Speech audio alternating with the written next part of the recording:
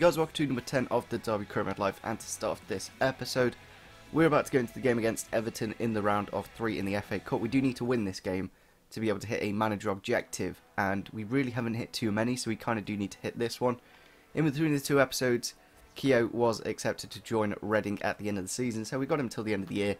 I think after that point we will be bringing in some better centre-backs, but in between the two episodes, because Kerr is going to be out until the end of the season, and now we only have 3 centre-backs technically, I decided to put some bids in for some centre-backs, because that's the only real area we do need to improve. Now, I put bids in for quite a few. We put Tonkin, Sainsbury and Alderete. Unfortunately, they're a little bit too expensive, so we've only managed to get Lascelles and Eric Palmer-Brown accepted.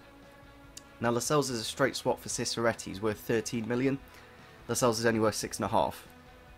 Financially, probably doing this deal, even though we need a centre-back probably more than Ciceretti, because he's not exactly featuring in many of our games. I still feel we haven't really kept Ciceretti at the club for too long, and we really haven't given him much of a chance to play. So I don't think we'll be doing that deal for Lascelles at the moment, but it's good to know that they'll want around 10 to 15 million for him, which basically only leaves Eric Palmer-Brown, which I think is a great deal. We paid 1.7, and his value is 1.6. He's 21 years old. He's about 70-ish rated. May not get into the first team, but as a backup, perfectly fine. So we're going to go into negotiating his wage. Now the problem is with this deal, I'm not 100% sure what his actual wage is. So we've got 40 grand. I'm pretty sure it'll be less than that. I kind of hope they come in with the financials first. That would be really good, but I don't think they'll actually do that. We'll give him a... See, I would give him a 5, but we'll leave it at 4 for the time being. I'm pretty sure he'll accept that. So we're going to have to do the wage in this deal. It is one of those where I don't want to pay too much because we're still kind of early on in the window, so if we can save as much money as possible, that'd be great. I'll give him, I feel like 15k. That's a fair, that's middle of the area. He might be able to negotiate as well. We'll give him a 300k signing on, maybe 400. We'll go 350. And there we go. They're happy with that. Maybe, I don't know if I've overpaid for it. We'll have a look at what our current centre backs are on and what rating he is and stuff like that. Hopefully I haven't paid too much. I think that's a fair price, 15k and 350k signing on bonus. Just looking at what we've currently got then in the centre-back position.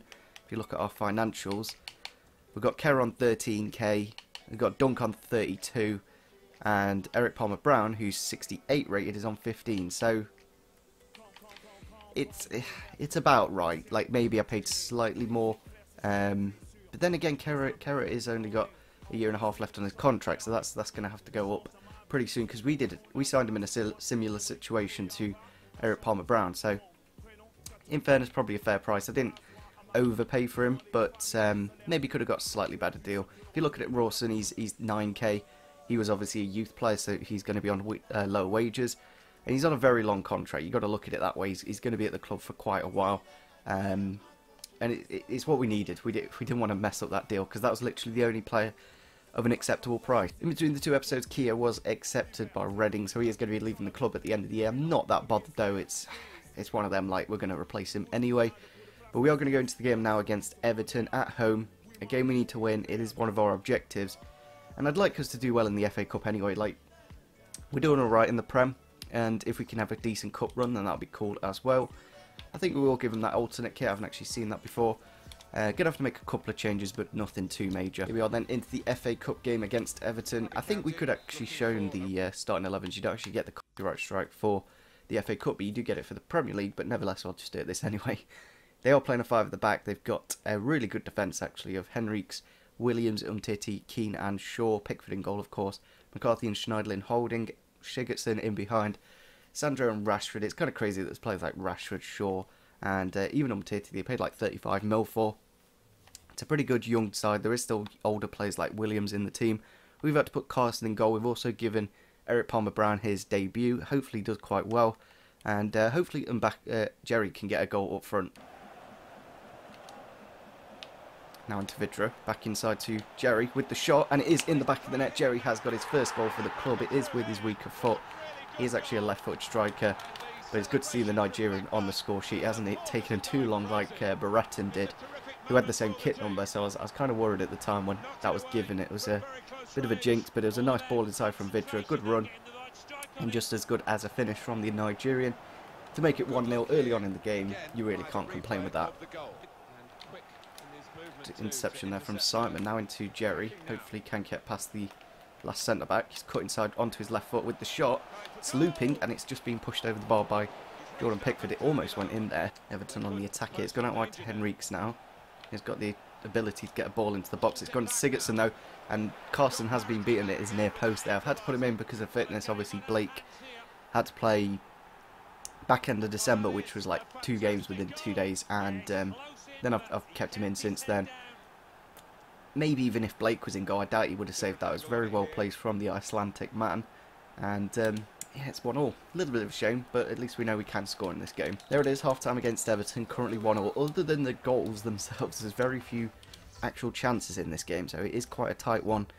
Definitely don't want to give away a goal and give us a really tough situation to climb into, but he hasn't got the best of strength. That's the only thing about him. He's got the decent pace. That's what I like about him. He's very similar to Kera in style. Very good work rates, like the best you could probably get for a centre-back. And with a bit of training, I'm sure it will grow. Ball out wide here to Rika. He's got it into the back post. Wisdom's not linked onto it, and it is in the back of the net. It's Nias. He's come off the bench for the injured Rashford, and he has found the back of the net with his first touch. I don't think he's touched the ball before that. So, oh, really not. I don't get why the game wouldn't let me pick Wisdom there, though. That's one of the factors. Carson hasn't actually made a touch this game.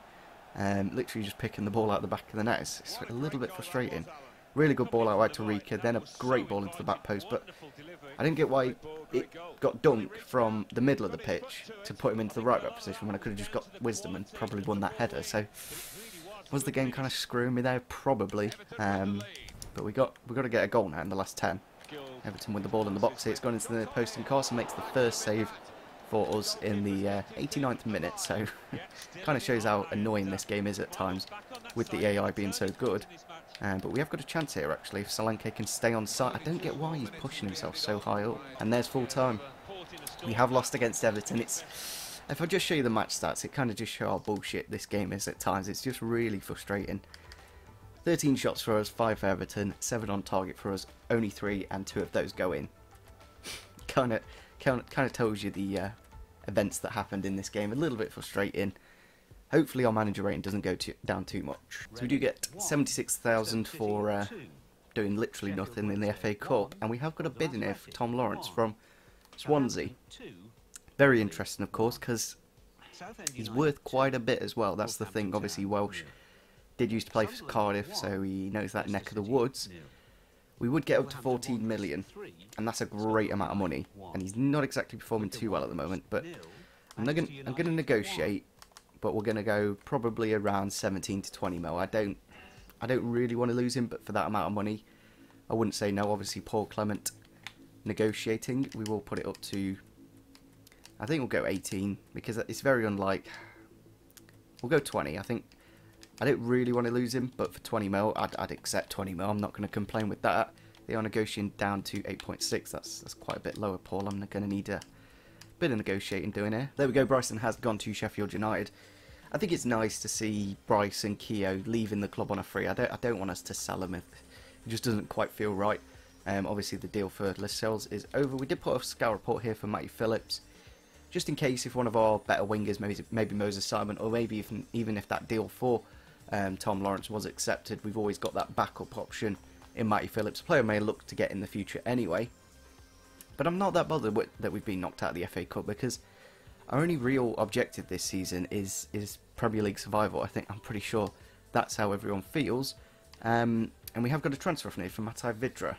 Now, he's the top goal scorer at the club, so I'd probably look for about 10 mil for him. So we'll go and negotiate, but I doubt Parma are going to give us 10 mil for him. Yeah, they're just not. It's kind of annoying that the valuations in my head are completely different to how they should be, because he's what, like 3rd, 5th, 6th, well, technically joint 4th top goal scorer in the Premier League. 10 million, is that an unrealistic price? Probably not. And especially in January, you'd pay a bit more for the players. You wouldn't be able to get these players for cheap. But we have got an offer here from QPR for Chris Martin. Now this one's a little bit more interesting because he's not exactly playing at the moment. We've brought in Jerry and Bakajaku. We've got Solanke. We've got Nugent if we really need a striker. And it's actually on the high range of his. Like he's worth up to 2.8. They've offered 2.65.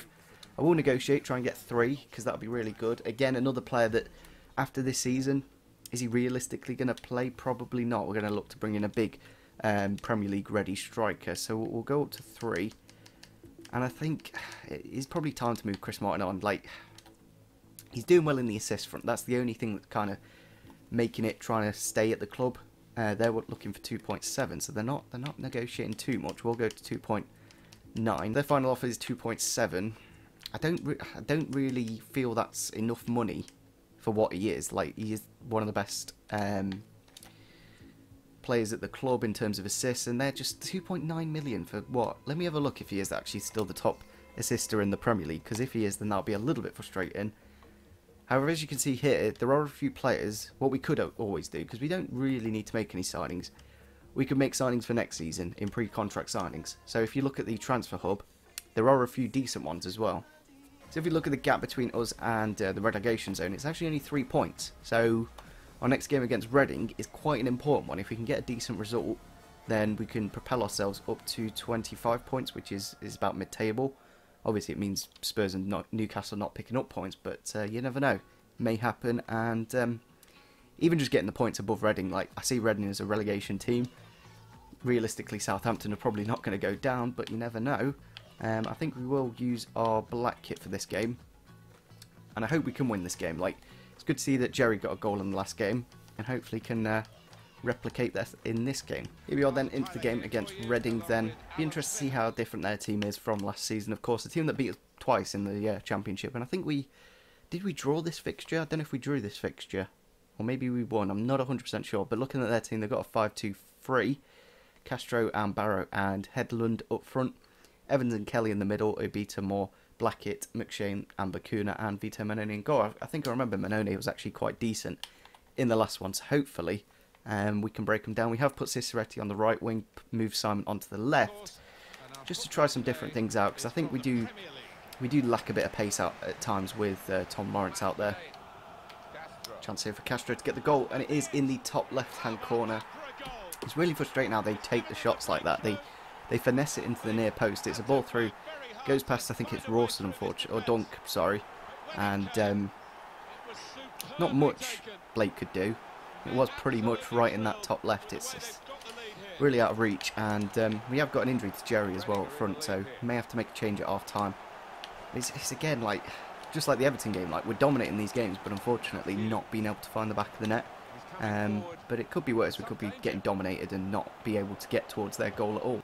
Chance here for Solanke. He's going through on goal. Hopefully has the pace to get through, and now gets the shot off. Saved by Manone into Ciceretti, and we're back into the game. It may have go down in his own goal, but it's good to see the Italian on the score sheet, of course.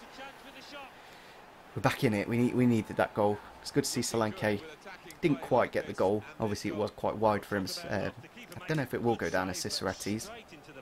He has gone down as him, and it's his first goal for the league. So, like Lawrence, he picked up his last goal in the last episode. So hopefully those two can start scoring now, because we have lacked a bit of goals. Other than Vidra, I don't think we've got a player over 3 goals. Now into Moses Simon, if he can get a decent delivery into the box, and he has. Now into Solanke with the volley, and it is a great strike from the young Englishman to make it 2-1. His contribution to the game has led to these both goals.